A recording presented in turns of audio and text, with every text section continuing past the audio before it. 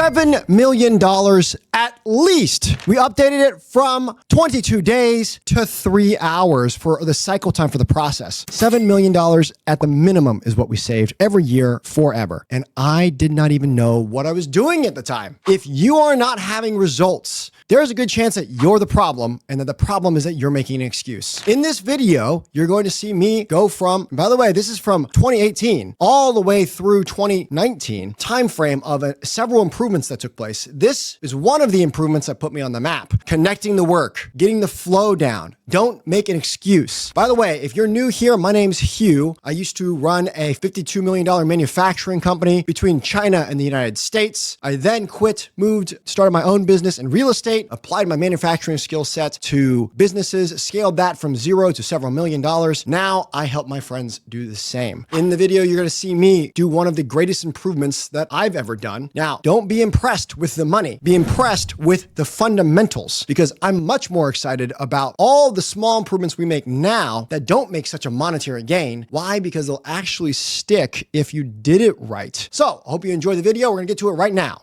Video you're about to watch is an explanation of August of 2018 when I took over the facility and already been there for a few months and already made tons of improvements. This is its state. And here's a huge secret.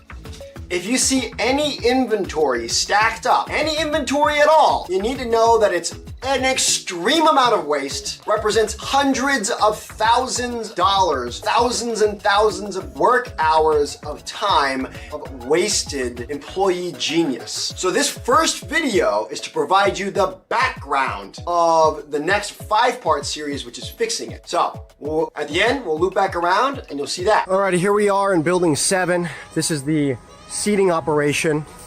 There's some cut and sew in here. Here's the cutting operation.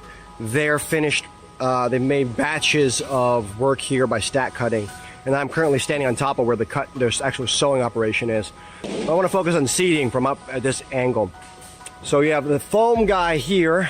The foam guy will cut everything and stack everything here, and when he runs out of space, we'll stack it on these racks back here. Over here by this yellow post, there's a gluing machine. They'll go caddy corner, grab some products, and then turn it into the beginning of a semi-finished product. From there, those operations will then go to this assembly line down this row of lights here. That assembly line will shape, really it's the first corner by where the yellow jacket's standing. That will shape what the seats finally should look like. From there, they'll be dispersed. There's not really any good flow. There's not really any good way to feed these supply lines. Now, I want you to pay attention and look down this row of lights and this row of lights. Each of them has a different product. Each of it is all batch work. For this particular item here, there's 15 steps to completion. And that means that that one worker that is working at the end of that line touches that it's a order of 100 pieces. They touch it 1,500 times, picking it up, setting it down, picking it up, setting it down, doing the batch work in between. And then other lines are totally stopped because they started a batch work process, realized they didn't have the material, said screw it, we're going to do it anyways. We're going to keep working on it, and then and then they stop at that point and then just kind of hang around and then maybe go start another line. So there's a few half lines going and then really no flow. And then look how spread out everything is. In between these posts, it's hard to tell, but it's 5 meters. It's hard to tell in video, but it's 5 meters. So 5, 10, 15, 20, 25, 30, 35. It's just huge amounts of space to get any material moving. Now I wanted to show you the state we're currently in. You can see behind me, there's a whole bunch of inventory. I have no idea what's behind me right now, but that's about a quarter of what you can see. Here's more, and then those are boxes, and then here's even more inventory. That's just the shipping. Oh, and then behind me here are racks with foam that has also been pre-cut that we may or may not have orders for. All right, so here it is from the front view. You can kind of see the conditions everything's in. All right, I'm going to take you guys over to the back here. All right, we've got all these things. They're all half done, upholstered chairs. We get orders by the thousands, but those will be the only time we ever get those and have them. Here's our cutting area. We have one machine, but look at this batch work. It's insane. Here's all of our racks. We're stack cutting. It's absolutely crazy. So not only has it been crazy, we've been like this for 28 years. Hold on, I'm going to show you our cut and sew facility. Look at all this inventory. That's completed stuff that has no value added right now. Look at all the batch work that's happening in front of each girl. There is just half completed items. It's all batch work. Step 1, step 2. It goes in a pile. Step 3 goes in a pile. Step 4 goes in a pile. It's just the craziest thing ever. I hope you thought that was shocking. Remember, any of the inventory you saw represents massive chances for improvements. But no one thinks that way. They think inventory is good. Yay, we're doing a good job. We're trying, we're busy. Just because you're busy does not mean you're efficient. So this first video provides perspective onto the next few videos and slowly correcting that. Let me know what you guys would like to see down below, or any questions you have to ask, or other things you'd like to see. All of this video is about, it's about taking action. I saw something, it pissed me off. After it pissed me off, I took action. Also, before we get into the video, there's a facial hair warning. If you see this video and are wondering, where is Hugh's beautiful mustache? The answer is, I had shaved it off and put it in this frame because I lost it on a bet. The instructions were, if your team has to come into work due to your negligence as a leader, then all of us, all of the leadership hierarchy, all of the production planning team, and that manager better be at work. Let's get to the video. So I woke up this morning and it's Sunday and I was having coffee and I was like, oh yes, it's Sunday, I'm having coffee. The instructions are, everyone rests on Sunday. Then I see someone walk by downstairs. I'm like, what's going on downstairs? So someone's going to the bathroom. So I'm like, hey, what's going on? Like, oh, you know, the sewing department's here. Like, why is the sewing department here? I check, plant manager isn't here, sewing department's here. They're behind on an order. Like, nope. This isn't happening. Call the plant manager. You get over here right now. Anyone's working, we're all working. They're doing batch work to catch up. We said, you know already that we have a way to make it from 6 days to 3 hours. And you're having people here on a Sunday working for no damn reason. So we stopped everyone working and we said, we're going to get rid of this batch work once and for all. And for the entire day, all we did was lean it. And that's what you're about to see.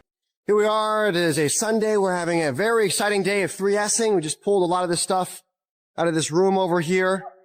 And we'll give you a look at what's going on inside. We've decided to change our operation to move everything over here. Little kind of crazy, kind of a mess right now. We threw an experiment together and it was no faster and no slower, but it guarantees quality. So that being said, we're now moving everybody over here. We're going to be working in pods of 3. We're currently running air, running power, running water to where it needs to be run. This morning, when we started the day, there was just these 2 pods here. Now we've doubled, tripled the size. Really exciting. There's now 6 pods. You can see out here we're running power, air, and water to each of the locations. Right now, there's 2 meters of space here between the wall. Pat, our plant manager, talked with the sewing manager, and they've decided that it's going to be more convenient for the pods to be pressed up against the wall. They can make use of the wall space and make use of vertical space against the wall to actually have some storage options. We're working around all this overproduction. Everywhere you see stuff, right? Oh, we tried to move this table. Some things fell off. We got to move this thing. Oh, but there's all this stuff on it. Outside's the same thing. It's got overproduction that they stopped yesterday. They didn't complete. And then, that's very precariously perched, that could easily fall down and be damaged. This thing be damaged. Look, someone was stepping right next to it.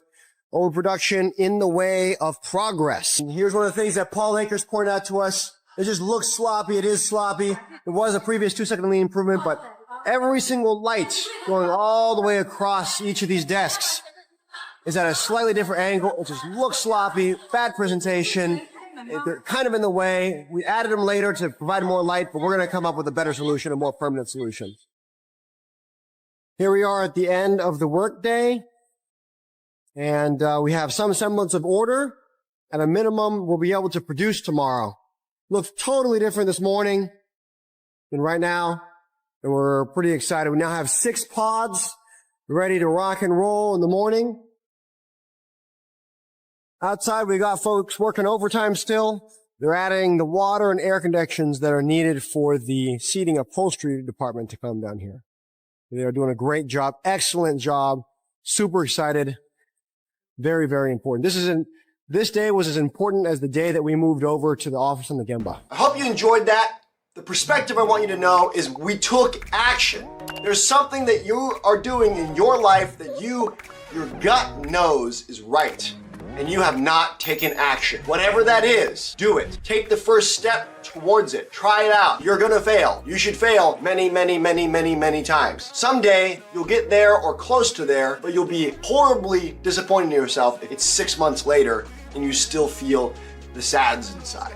If you guys like any of these topics, if you know a friend who runs a business and they actually give a crap about their business and they're humble enough to say, by God, maybe these other juggernaut companies that invested billions of dollars into their businesses to figure out efficient ways to do things, maybe those people actually have an idea of how efficient businesses are run.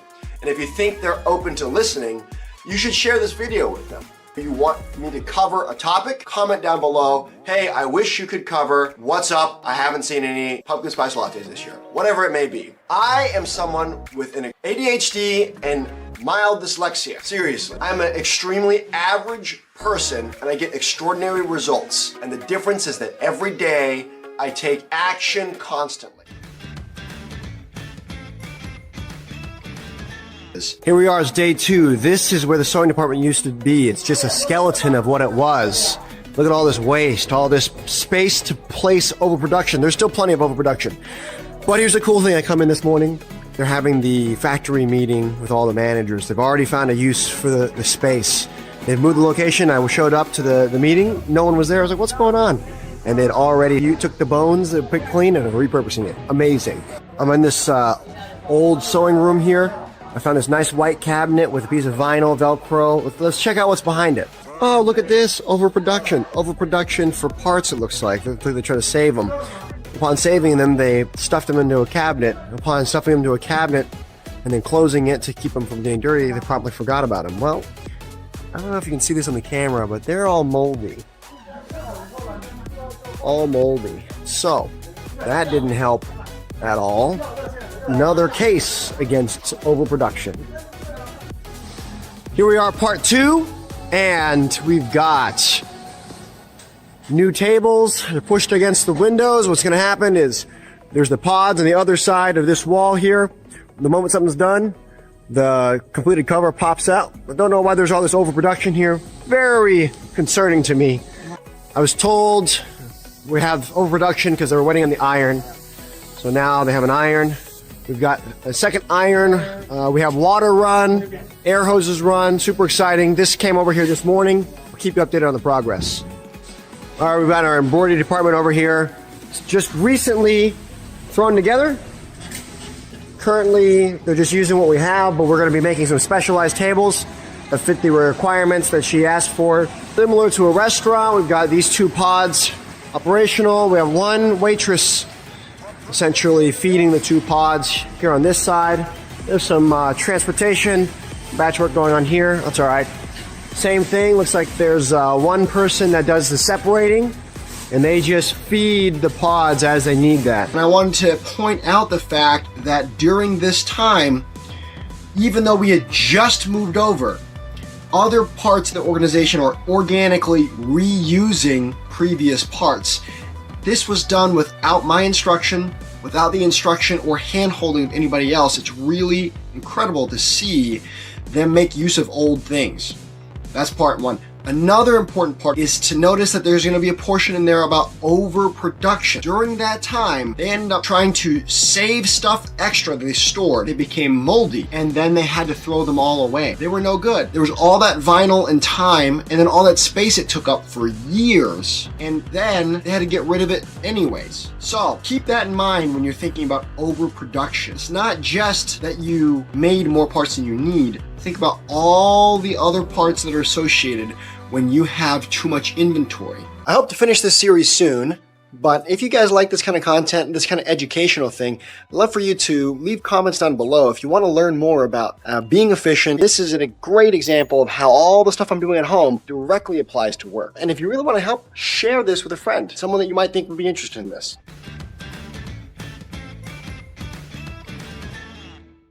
Okay, today's the day that we put the stop to overproduction. If you're walking around your area and you see just piles and piles of stuff, then there's a problem. And right now we're freaking out. We're super behind on orders. And everyone's just continuing to do batch work. And the knee-jerk reaction is work overtime, keep doing it, just push forward. And that's the opposite of what you need to do. And that's the opposite of what we're gonna do. Right now, we're going to stop. We're gonna reconfigure this line where flow is possible. We hit a little bit of a snag. What happened was the workers did not understand what was going on or why it was going on. Word got to upper management above my head, and what ended up happening is 2/3 of the line was returned to batch work. That's going on over here on this side. This side over here, this one-piece flow. So I'm still allowed to run the experiment, but for fear of change, we were moved back to batch work. You'll see a better picture of that inside. On a positive note, this other side has not been touched. Right here, everything's being made. It's sewn, it pops out that window, comes out this side. Here they are making the chairs. It goes straight into the boxes. The boxes go on pallets, and the pallets, once they reach the appropriate height, go straight to loading dock. Right now, I was allowed to keep 4 sewers to keep running the experiment, but on this side, we were returned to batch work. As they make stuff, they make massive piles of inventory. It goes into these sacks. The sacks aren't touched until the next day, maybe 2 days later, as you can see like this. And then in the batch work fashion, is continued to be made into a finished product. Wasn't that incredible? We had 2 pods running side by side. One cut the material, it immediately was sewn, it was immediately upholstered, and it went into the boxes ready to be shipped. Any defects were caught immediately, and we were able to stop the line and deal with the problems. I was too busy and too focused on the process that I forgot about the culture. So all the workers were extremely fearful that they were going to lose their jobs because it was so much faster to go from raw material to completed product that they literally sabotaged it, and they went above my head. They did that because I left off the important part, training your people so they understand what's going on. They didn't realize that we weren't gonna cut people because that's the big fear of everyone. Fault was that, hey, we didn't train you enough to know that when we get this done, we can actually expand more lines, we can get more products, we can do more sales, and no one's jobs are going anywhere. But they didn't know that because I didn't train them well enough around that. The good news around it is at the end, we had already done one-piece flow on the outside, and we had done one-piece flow on the inside. We weren't able to connect the dots between the two because both departments were scared. One more thing was the pay was all incentivized based on batch work. So when we started changing things that improved things for the entire system, it messed with people's pay because they were incentivized to batch work instead of being incentivized to get output production to the customer. Let's go back to Deming's 14 points. We need to eliminate metrics and quarterly bonuses based off of numbers, and we need to reward quality of workmanship. So it's so critically important that from the top down, Everyone understands what's going on with lean. There was only one person above me, and people started going above my head because they didn't understand. That was 2 failure points. 1, an education point on my part for not making them feel comfortable.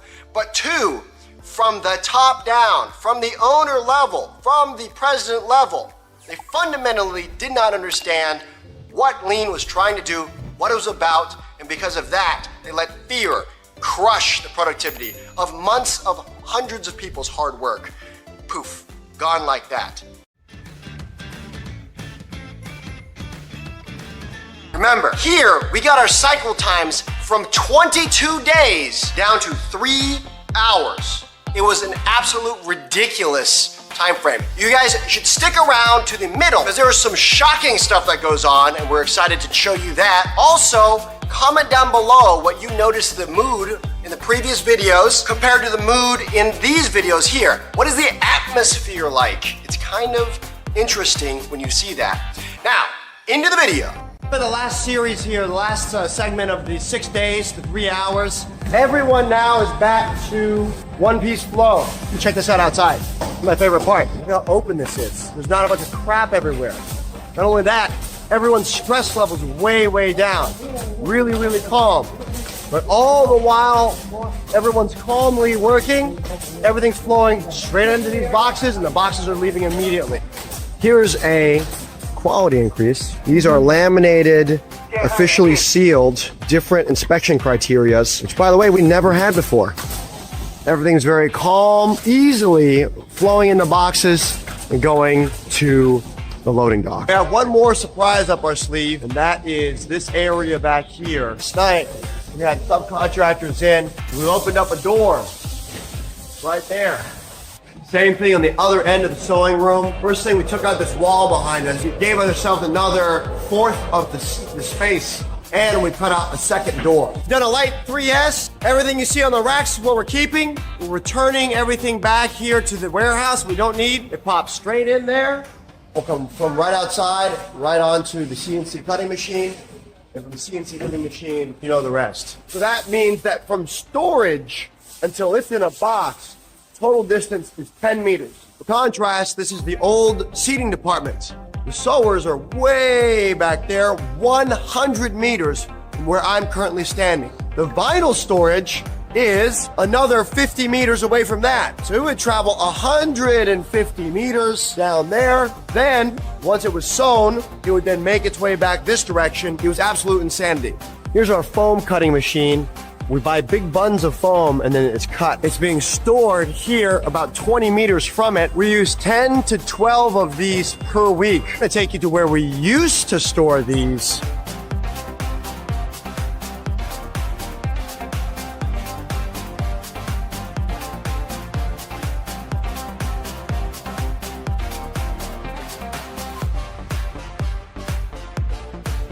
Eight 170 meters. You drive a forklift over here, forklift 1 up, and you have to wiggle it in and back and forth to get all through the factory, stopping other people, getting in the way, blocking things. We did that every day of every week for years, and people are wondering why our orders are late.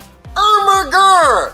800 plus meters? Was that not absolutely ridiculous? We're about to show you our improvements, because all of that is gone and it's completely changed now. Please, if you have not done it already, like and subscribe. Make sure you stick around to the end of the video where we actually add up all the distances saved and show you the complete difference from what you just saw and how it is today.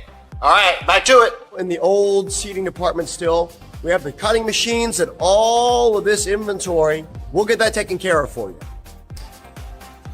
Well, it worked a little bit. Better than before. Let's see if that works better. Well, it's not the best, but it is a lot cleaner. Let me take you to where we moved everything.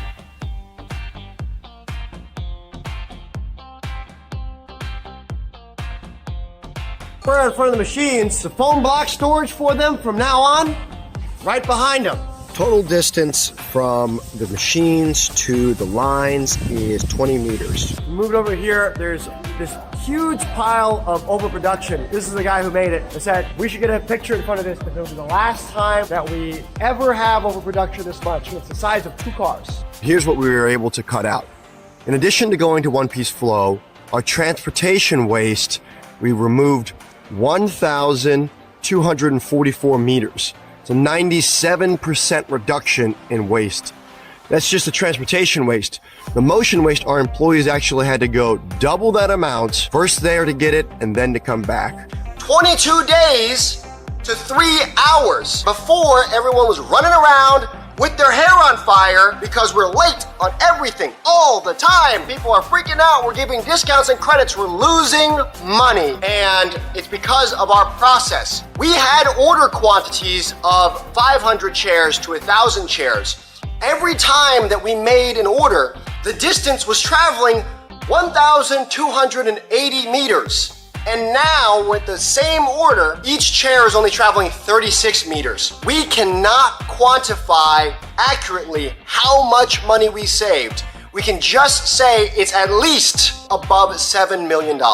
It's insane. So after reconfiguring the line, remember, they cut it, they sewed it, it was upholstered, floated in the box, and left. 3 hours. You have plenty of time to catch defects, to sound the alarm if something is going wrong, to ensure super high quality. And best of yet, all of our pricing structure was built in, accounting for our horrible waste that we had before. So now we get to make all that money back, make all of that difference in time because we updated our process and we were able to make the margins back. Before, we were literally losing money every chair we made. Again, guys, if you haven't seen the series, go back to the beginning, wherever the little bubble is. For those of you who are interested in any of this, there are books below that teach you about lean. Check them, click on them. If you buy them, they help us out. They don't cost you anything more. They're super great. And again, I'm teaching you things with deuce and a halves and gardening and stuff around my kitchen. But here in this video, you just saw the combination of everything coming together and it's saving millions and millions of dollars. What if you were the guy or gal who was at your company that came up with an idea that saved them millions and millions of dollars? If you're an entrepreneur and you already run the company, what are you gonna do with an extra 21 days of time? Thanks so much for sticking around to watch. Please help us by watching this next video.